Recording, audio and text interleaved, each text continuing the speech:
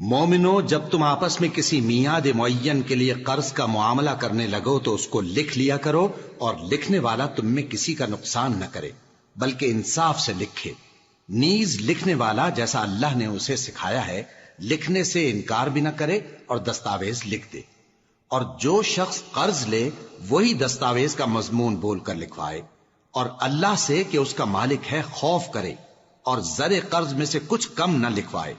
اور اگر قرض لینے والا کم عقل یا ضعیف ہو یا مضمون لکھوانے کی قابلیت نہ رکھتا ہو تو جو اس کا ولی ہو وہ انصاف کے ساتھ مضمون لکھوائے، اور اپنے میں سے 2 مردوں کو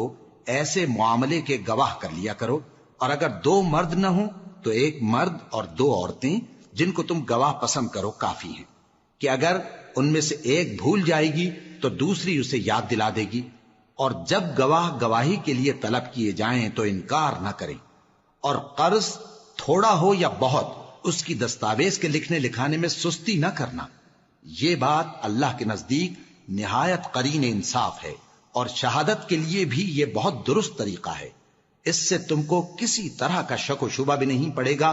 ہاں، اگر سودا دست بدست ہو جو تم آپس میں لیتے دیتے ہو تو اگر ایسے معاملے کے دستاویز نہ لکھو تو تم پر کچھ گناہ نہیں۔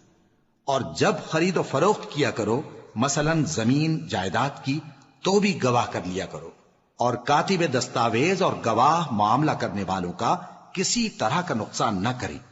اگر تم لوگ ایسا کرو تو یہ تمہارے لیے گناہ کی بات ہے، اور اللہ سے ڈرو اور دیکھو کہ وہ تم کو کیسی مفید باتیں سکھاتا ہے، اور اللہ ہر چیز سے واقف ہے۔ اور اگر تم سفر پر ہو اور دستاویز لکھنے والا نہ مل سکے تو کوئی چیز رہن با قبضہ رکھ کر قرض لے لو، اور اگر تم میں سے کوئی دوسرے کو امین سمجھے یعنی رہن کے بغیر قرض دے دے تو امانت دار کو چاہیے کہ صاحب امانت کی امانت ادا کر دے،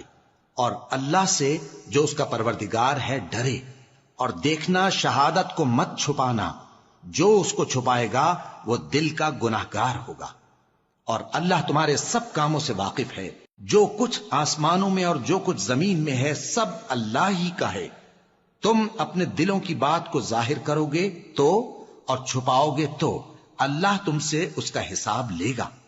پھر وہ جسے چاہے مغفرت کرے اور جسے چاہے عذاب دے، اور اللہ ہر چیز پر قادر ہے۔